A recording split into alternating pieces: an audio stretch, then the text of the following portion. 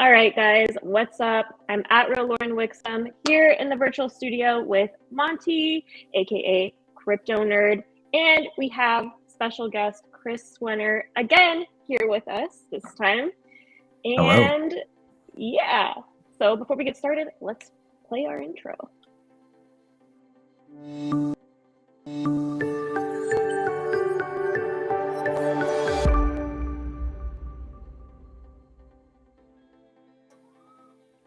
Sweet. All right, Chris, how you doing today? I'm doing amazing. That's a super pretty intro. Yeah, I feel like was it just me or did it like stutter a little bit? A little bit. There's a little stutter. bit, yeah. Just a little bit. Just a little hiccup. Little hiccup, yeah. All right. Well, it's awesome that you are here. I am super excited to talk about Humble, right? Humble, yeah. Well, since I get to ask the first question, Chris, why don't you tell us what inspired Humble? What inspired Humble? Wow. I thought you were going to say who's the most humblest in the world, and that would be me. Yes, of course. Yeah. Because I am the most humble. Who else would it be? Right? The humble bragger. So what inspired it? Humble is inspired by so let's rewind. I'm sure like a lot of people watching this probably have heard me talk before, but for those new people, I believe in blockchain. If you cut me, I bleed blockchain. I believe that blockchain is the only technology that has been created in my lifetime that has true potential of actually fixing the world. It's potential still, but it has potential in fixing the world. And so this is why we started building Reach, just to make sure that we can bring the tens of millions of developers onto the platform to start building cool things. And that's been going really well. Let me tell you as of today, 4,846 developers have built an application using Reach. Wow. Pretty nuts. That's a lot. I know. That's cool. I seem to remember So, you say like less than 1,000 when we started like keeping track. You would announce and there was like 1,000 milestone, and now we're over 4,000. That's pretty impressive. Yeah. Well, thank you. I'm very proud of my team for getting to this point. But so we were building the tool to bring all the developers in this space, but really making a change, you need consumer-facing products as well. And I believe that DeFi is something that is very important for like just finance in general to help bring that change that I talk about. And since we built this tool that made blockchain development exponentially easier, and we could actually work with developers directly as part of the team to build things, we thought, hey, why don't we build a DeFi solution that is DeFi for everyone? That is not DeFi for us crypto nerds. If you don't mind me calling myself a crypto nerd as well, I like Monty. it. I like it. Honorary member. Thank you. But for like your moms, your grandmas, your aunts, your uncles, the people that don't geek out about this cryptocurrency. And like, have you ever seen Rocket Mortgage? So like mortgages are boring, almost as boring as what like crypto is. But if you go to their website, you see somebody that curled up with their phone on the couch, like doing their mortgage, like getting a mortgage. That's not real. That mentality is what I wanted to bring to DeFi. And because how easy or how quick it is to build new features with Reach, we wanted to build an entire DeFi suite. So starting with an AMM swap, because as you know, there was a lack of AMMs. Then TinyMan came out, and then TinyMan had their issues. So we thought, okay, well, let's launch first with an AMM, and then we'll build onto that. But it's really the inspiration is DeFi for everyone, and kind of actually get to the point where we can even abstract away the idea of cryptocurrency and more about putting value first, so that's the new users in the space don't need to learn what like yield farming is or why to buy different cryptocurrencies, things like that. DeFi for all. DeFi for all. So simple. Push button, DeFi. That's right. All right, I appreciate that that inspiration. Those are high. That's a high bar to set, really, because what we do is so complex. Even some of our basic videos that we do now, you have to have a certain level of understanding of blockchain already to even kind of catch up to what we're doing. There may be people watching this, and they may be like, well, yeah, what's DeFi? That's the point. I want to get to a point where we don't even use the term DeFi. It's just finance. It's making money with money. That's what we want to actually get to. Yeah. At some point in time, blockchain will become invisible and will quit being a novelty to have something that's blockchain. Now, I mean, it is, right? Companies just throw out NFTs and blockchain as if it's a PR gig. It's a huge red flag to me when somebody comes to pitch a project to me and they use the word blockchain. Mm-hmm. Like, I am doing X on the blockchain. That means probably not a good idea. Yeah. So, all right. So let's back it up then. Let's keep it very simple to start with. So, Humble, in its basic terms, is it just like Tiny Man? Is it different than Tiny Man? And how? So what are the differences?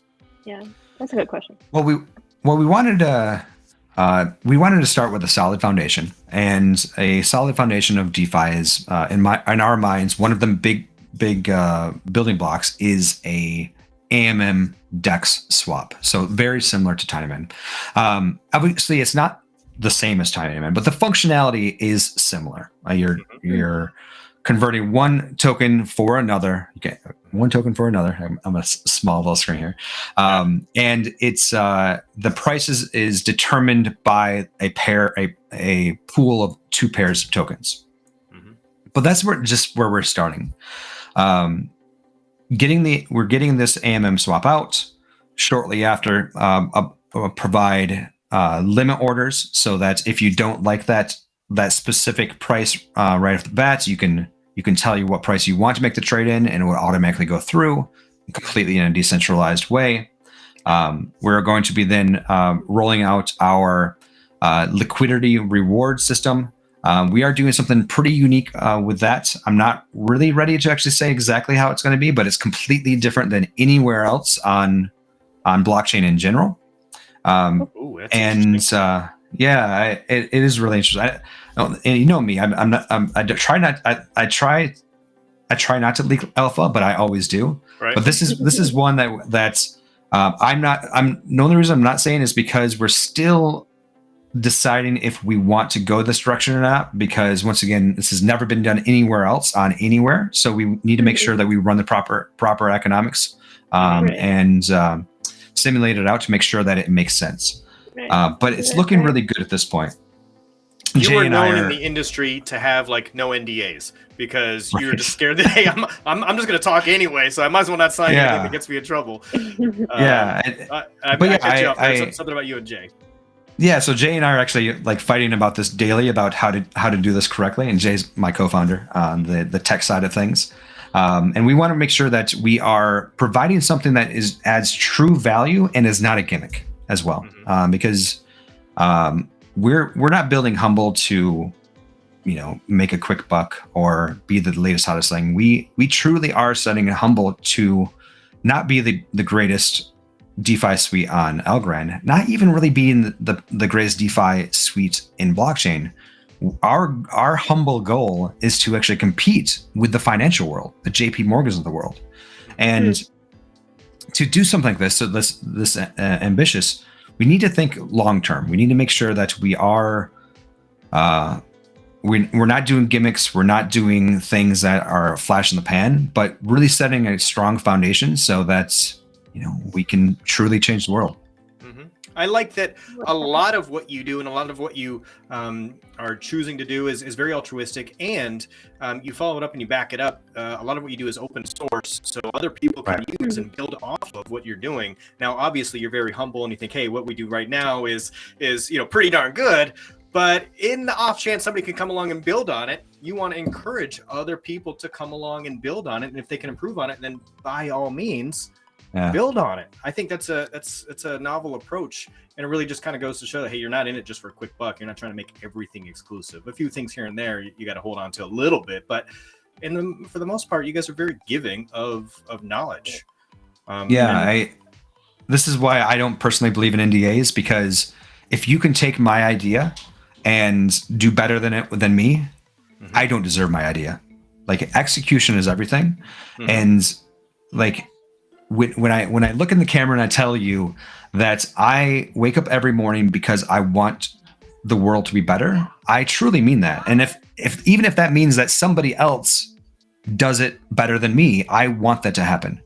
So I believe, this me being me, that I'm pretty good, and I'm going to do my best. But yeah, I leave it completely open, and also give the tools for people to make the things that we come up with better, and so we can also collaborate. Can you talk just very briefly about the differences between what you're doing and like an exchange that maybe somebody might have heard about in mainstream, like a Coinbase or a Binance, or maybe even an ALGO DEX or something like that, and just explain, what those differences are? There's quite a bit of differences. So the first two you talked about are centralized, meaning that there are on some database somewhere, and some central entity holds all the tokens, and then they do the trades completely off chain, and a lot of trust involved. You've heard several times, not your keys, not your coin, or not your tokens, or whatever. And that's very true. Is that these centralized entities, they control everything.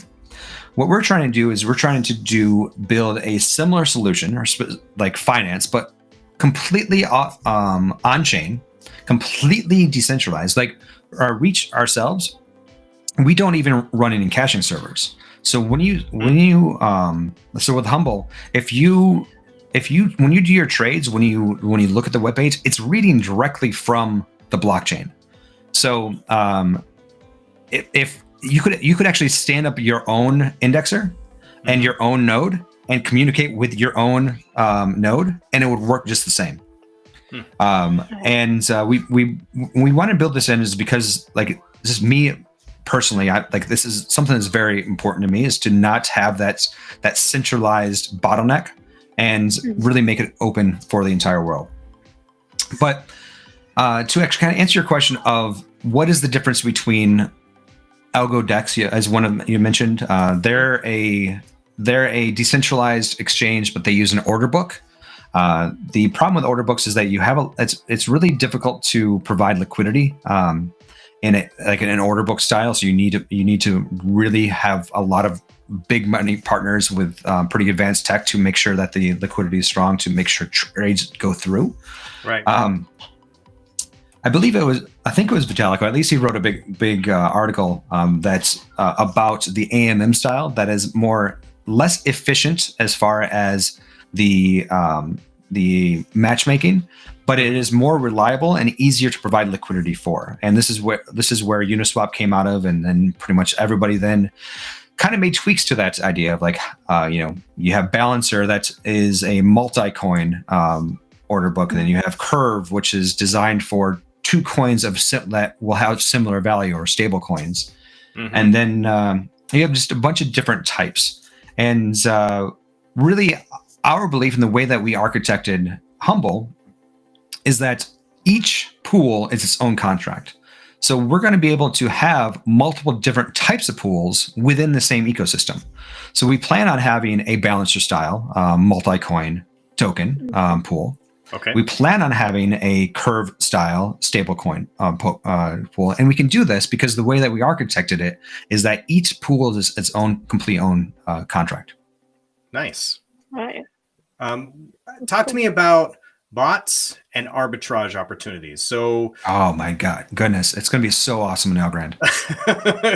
So, what's the future going to look like there as we grow, and what's your thought process there? Crystal ball. I think that once you have multiple exchanges on Algorand, the arbitration is going to be out of this world, because the cost to do a transaction is pretty much just the fee.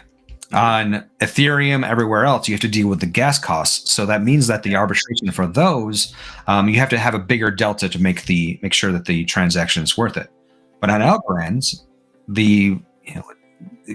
it's going to cost between 0.02 to 4 algos to make you do a transaction on all of these dexes. Yeah. So the delta can be a lot smaller. I predict that you're going to see transactions on the Algorand blockchain go through the roof once all of our dexes come live. Yeah, I think so as well. So the number of transactions will skyrocket, but the number of arbitrage opportunities, I think, will balance itself out, will be less overall, where the margin will be narrower because it's easier to attack those. So yes, there will be a smaller difference between them all, but there will still be a lot of transactions because the way that AMMs work, how the price discovery works, is through arbitration. It doesn't have oracles that are reads to say this is what the price is, and it requires arbitration to have legit price discovery. So this is like the downside with Tinyman Forever being the only DEX out there. The only arbitration available was with other, like with centralized exchanges. But now, with us, ALGOFI, and Tinyman, we'll have a 3-way arbitration with all ASAs. Yeah. Because with Tinyman, not many ASAs are launched on centralized exchanges. So all ASAs, ALGO, it's going to be nuts. It's going to be fun. So there's a lot of ASAs paired up with ALGO, an increasing amount paired up with YLDY recently, and a good amount paired up with various stable coins. I don't see a lot of ASA to ASA pairings or pools. Do you think some of those are going to start to appear on a greater number? I doubt it. I think what will happen is that there'll be more routing, where you'll route from ASA to ALGO to like a hub and spoke model. And because the other thing too is that transactions are so fast and so cheap, you can do client side routing pretty easily. And like I don't think I don't think on-chain routing will come that soon, just because of how cheap client-side routing is. But I could be wrong. Somebody might be working on it right now. But I'm excited for projects like TinyChart. TinyChart is building a 1-inch style AMM aggregator, so you'll be able to do a trade there, and it'll automatically find you the best price. I think DeFi is doing something like that as well. Nice. But I mean, just DeFi in general is going to blow up an algorithm. I hope. My hope is that Humble will lead the charge. That's great. I didn't realize TinyChart was looking to kind of aggregate the information that way. Whoops. Yeah. Was that, maybe I wasn't supposed to say that. Now you're spilling other people's tea. I know. All right. So what kind of time frame are we looking at for Humble? How'd the testnet stuff go? What's the status right now? Yeah. So we got the audit back. It's not published yet. I don't know if I'm allowed to say this yet, but I'm gonna anyway. So we heard back, I think on Friday, from the Kudelskis doing our audits, and they came back and said that they didn't find anything, because of like Humble. How Reach works and how easy it is and safe it is to build. They looked through everything and said it. They kind of said, well, we don't feel right giving this to you because it makes it sound like we didn't try, but we tried really hard and couldn't find anything wrong. They did point out two things, because they have a scale like severe, high, medium, low, and then they have one called info. Okay. That is not really any issue. It's more of just information about it. And the two pieces were, number one, ASAs can have clawback, meaning that if somebody puts an ASA with clawback in the pool, somebody can take that back. But that's just knowledge on Algorand. That's nothing to do with what we're doing. Right. And the second one was just a misunderstanding how Reach timeouts work, where they called out that once a pool starts, it will last forever until the pool's empty, which obviously is true. Yeah, I like that. That doesn't seem like an issue. Right. I mean, it's not. It was like we're like, yeah, that's true. So,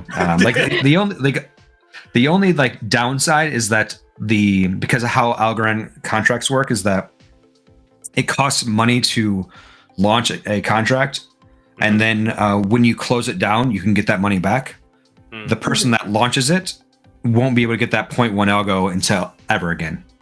So I think we can live with that. Yeah. I think so too. So Audit came back fine. We're in the clear. What's that do to timelines? Well, I believe what the actual current goal is to launch it right before the Reach Summit. Okay. So mid-March. Couple weeks. We've been rolling out tons of features, tons of actually additions, because the only thing that was frozen was the smart contract. We've been really improving the front end. The Humble team is very skilled when it comes to actually HTML, CSS. I'm super proud of like what they've been doing. But yeah, I mean, everything's going great. We're going to do a big marketing push. I think we're going to do some things with NFTs, and yeah, it's Jared and the rest of the marketing team, Andrew, are doing a great job of drumming up excitement. And like the week before it, you're going to see a lot of hoopla. Oh yeah. All right, that's code. All right, is Evie making an appearance? The Evie NFTs, or Evie. Yeah, Evie. So there's actually so sadly, because of the issues going on in Ukraine right now, our head of design is caught up in that. Things have been actually slowed down with the design, and we wish her and her family safety, and totally whatever she needs or time or whatever, we're completely providing to her. So I'm not sure if the Eevee or actually the Humble NFTs are going to be making it by then, but we'll be doing something. Okay.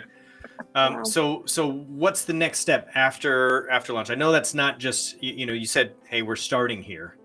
So what's the next evolution? What's V2 look like? Ooh, hold on to your butts. So like I said, we have the limit orders that will be coming very soon after. That's actually a pretty easy change and doesn't require any modifications to the contract, so that should expect that within 1 to 2 months max, hopefully. Fast. Okay. One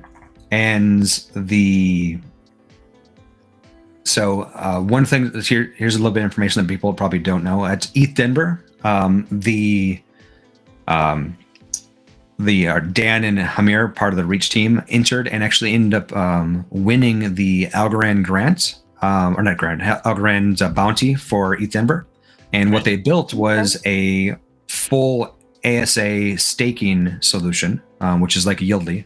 And we're going to actually completely open it to the public, so anybody can actually offer rewards on any ASA.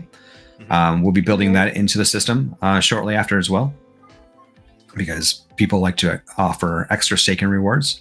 So they'll be able to choose to say like, oh, we want to reward liquidity staking tokens, or maybe just straight up just regular their own staking tokens, or whatever they want to do.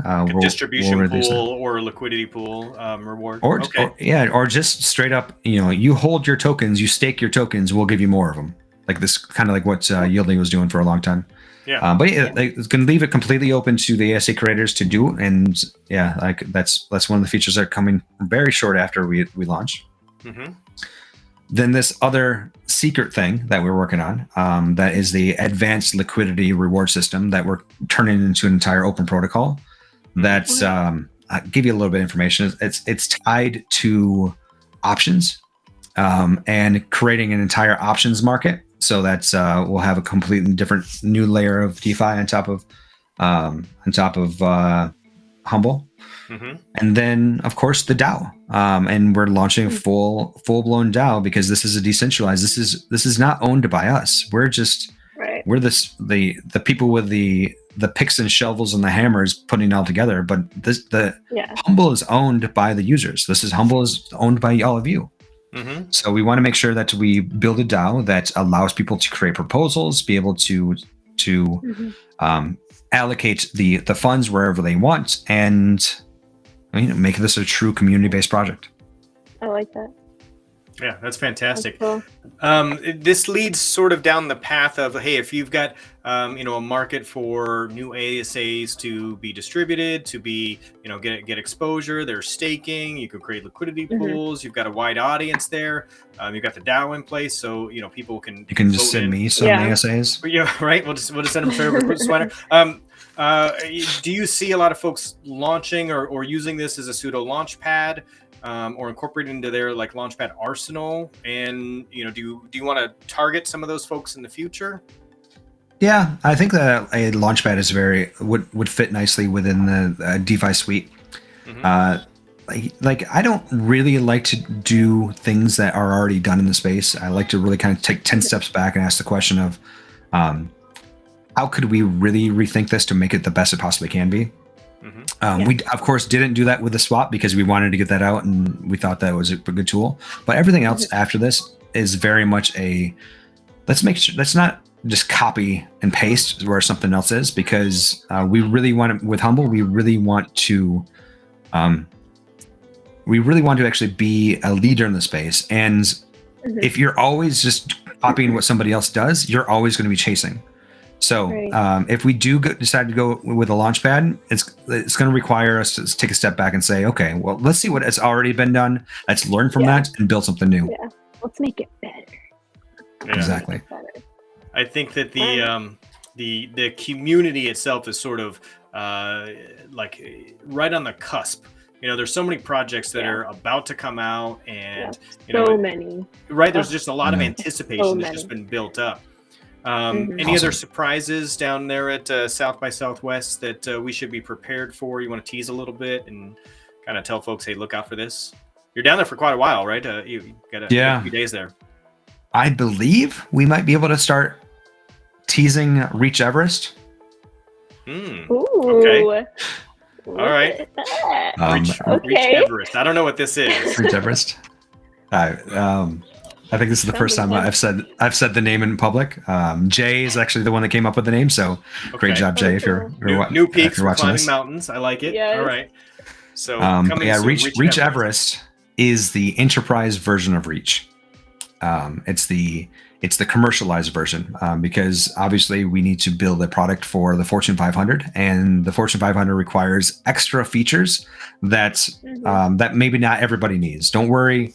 What you know and love with Reach, you're still going to be able to use free. I mean, let's build some cool stuff. But the enterprises out there, they need a little bit more to be able to get this. And the model that we're going after it's called open core is actually what it's called, where you have an open source core product and then you offer extra features around it that you can pay for if you need. Yeah. But that is Reach Everest, and we should hopefully be able to actually start demoing it at South by Southwest. So there's that. I'd like to see that. That's cool. I think I've got one more question. Then I've been dominating here, so Lauren, I'll let you go. Yes, let me go. I almost said a little bit more alpha, but if you want to move on. Right, sorry. So one more question. So I know our audience is predominantly Algorand, obviously, sure. But Reach is blockchain agnostic, really. Do you have plans to build on, projects for any other blockchains besides Algorand? And, what about bridges? How do you feel about those and anything like that to bring in that audience? That's a great question, Monty. So Humble, one of the secret weapons is that because it's written on Reach, once we establish ourselves on Algorand, become a, say get a $1 to $2 billion of TVL locked in. The goal then is to start launching on other chains, because we can launch on EVM chains, we can launch on Conflux, we'll be able to launch on Cosmos, we'll be able to launch on many of these other chains. We will create the exact same interface on each one with the exact same type of functionality, and there will just be a drop down in the interface to decide which chain you want to work with. Now, that's just the first step. Once we have that done, the next step after that is to do cross-chain swaps. And the idea is that we use the potentially the new the new state-proof technology that would allow you to swap from one chain to another in a completely decentralized way. And since we'll have liquidity pools on all of them, we'll be able to do that. And so that's a really exciting thing. And one of the big advantages of coming over to Humble, using Humble, is that you will be able to make trades on multiple different chains. That's exciting. Wow. Yeah. All right, Lauren. I'm not sure if I actually cool. told anybody that before, so that may be something new. Yeah. That's new. You heard it here first, folks. Yeah. Yes. I was about to say that. All right. So I'm on your site here, humble.sh. So it says new tokens and drops. So diversify your crypto investments with tokens you won't find on other exchanges. So can you tell us like what tokens those would be? Or... Oh, I mean, it's really just leaning into the whole aspect of DeFi, that we are not gatekeepers. We are not going to tell people what they can and can't post, because it's not us. We aren't the controllers of everything. You all are. And if you decide which coins they want in there, so it's nothing really that's that super secret or special. It's it's very much just leaning into the whole. Okay. Yeah, right. They got exclusive contracts there. What's going on? Yeah. I mean, I'm sure we will. I'm sure. Right. We're gonna have top secret projects. All right. How do you feel about unverified assets, the verification process, the process that was, the process that is no more? Fake coins. If it's decentralized, I mean, it's buyer beware for the most part. Anything that Humble can do to kind of make that a little more obvious, or how do you feel? What's your role in community safety? Yeah, I think that our role is, once again, not like we don't want to have a hard hand on this, but we believe that there is a space for verification. I don't necessarily think the foundation should be the one verifying, and I don't think that there should be actually one person verifying. My belief is that a company like Citrust. Mm-hmm. Thank you. Yeah, you guys would be a great place to provide verification. That is an independent resource that has your own reputation to deal with. Mm-hmm. And partnering with Citrust, we would love to make it so that we could add some type of badge or what have you, whatever you end up deciding to do, to show this is like an A rating, a B rating, a C rating, depending on what you guys decide. So that to me feels like the better way, but also still making that opt-in. Mm-hmm. Mm-hmm. So are you guys done yet? That's the community that is basically rating themselves and self-policing. And no, we're not nearly done yet. Thank you. Yeah. Not nearly done. We ask about 10 times a day. Hey, you guys done with that yet? Well, the good news is, because you're writing with Reach, it'll be done that much faster. Yes. So. Yes. Mm-hmm. And hopefully our audit, they come through and say, hey, you're no problems. You're just good. Yeah. By the way, did you know? Right. So I know that you're involved in a ton of projects, but you're also very vocal in the community. Any other projects that you were watching with bated breath and you're like, man, that's really cool. I wish we would have thought of that first. Expect. Austin, whole team of Expect is legit. Some of the smartest people in the space building a real core project. I'm really big on that. Dequency. Mm-hmm. Keatley, they're really going to be doing a lot of awesome things in the actual space, so keep your eyes open for that. Mm-hmm. The Tiny Chart guys, they're completely under the radar. Everybody just think of them as like a analytics tool, but they've been working on a lot of smart contracts for a while now, and I think they're about to release their Tiny Safe, I believe. Mm-hmm. I hope this is not alpha once again. Sorry guys if this is. But Tiny Safe is coming, and that's before their AMM routing system. Is Tiny Safe a lockup tool? It sounds like. Yeah. Okay. Good. Yeah. We need that. So it's so ASA creators can lock their own tokens up, so that's you can not have to worry about rug pulls. Mm-hmm. So that's really cool. But Yeah. Zest Bloom, I've been working with those guys, and they, Jasmine and Ryan. Jasmine's They're great. super smart, great leader. I'm so happy that she's in the space. They started off going very art heavy, and as you can see, like from their website, it's very like art centric. I kind of like nudged them a little bit to start go a little bit more degen, to provide more degen tools, and that's coming. They so Nick from, maybe this is alpha, so apologize, Zesploom, I do this.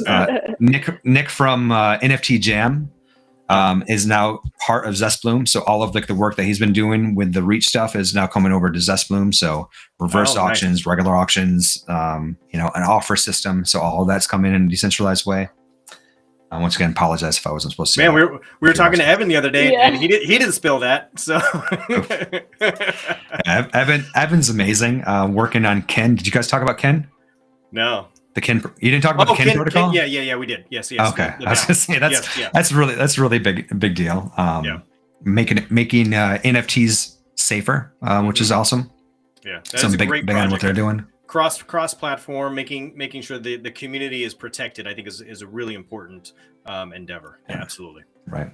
So there's tons and tons of projects that I hold near and dear to my heart, and really bullish on just the next couple of months. The projects that are coming are going to really excite people.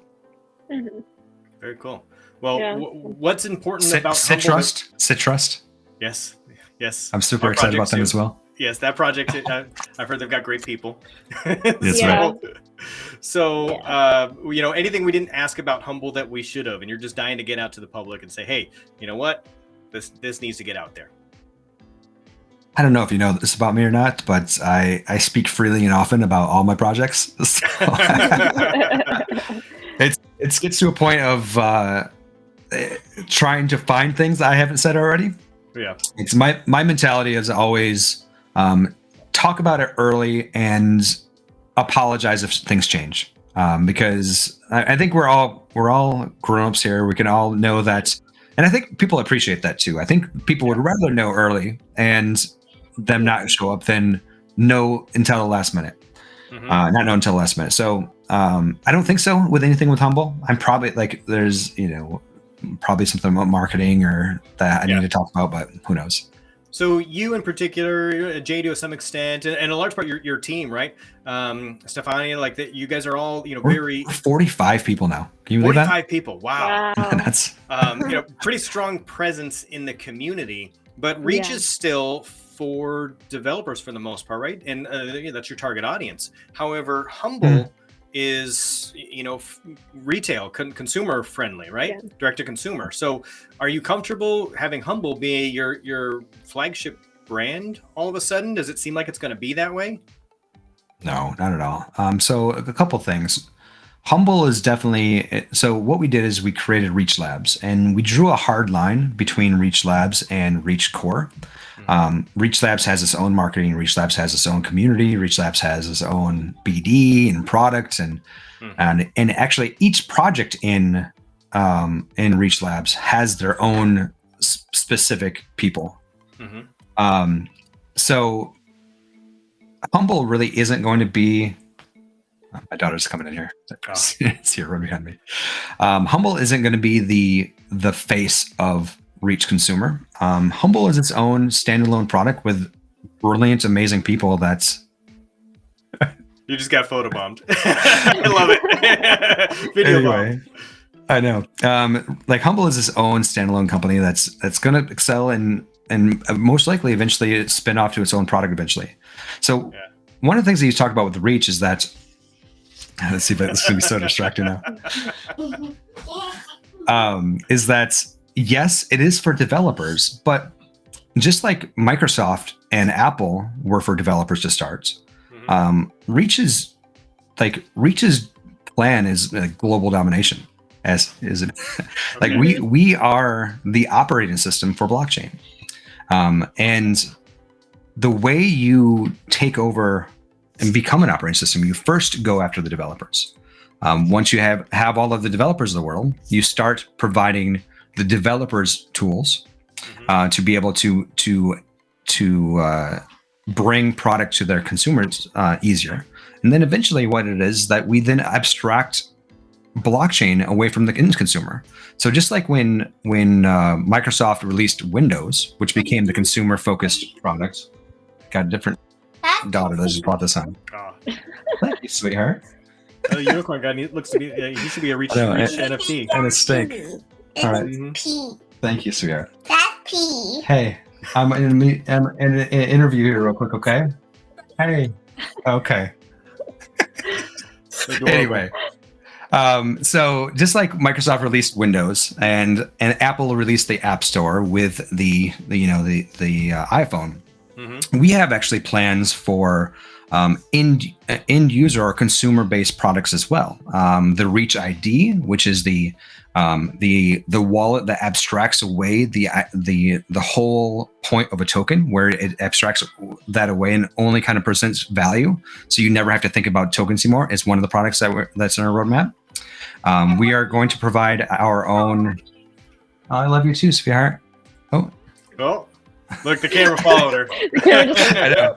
All right, back to me now. Back to me. Anyway, then we have the Reach ID, and then we have we'll have our own app store as well. And then of course the other thing that we're going to be providing is a console / cartridge. And all three of my kids now that you saw. Thanks, bud. Sorry for Percy. It's bedtime, so I think that they said, where am I? And then the final thing is a cartridge console model that will allow for automation, like safe and sandbox automation, because that's one of the big things missing in blockchain, that we're going to provide that as well. So yes, we are focused on devs, but Reach is a broad consumer brand that is the operating system for blockchain. Sounds like it's going to have a pretty wide reach. Wide reach. All right. Long reach. Long reach. All right. Everybody also got to see my kids, so that's win-win. That's the bonus there. I understand bedtime very well, so I've got 3 of my own. I'm an hour time difference away, so I've got about an hour before it's my kid's bedtime, but we'll be headed there shortly. We should probably let you go do the bedtime dad duty. But I appreciate it. We appreciate you hopping on here, giving us some time, giving us a little bit of deets on, Humble, and dropping a few other items there. Sure. We'll go see what Evan says about Nick and all right. and the Sounds team. good. All right. Well, have a great evening. We'll get this posted tomorrow, and I appreciate it. Aloha. All right. See you later. Bye-bye.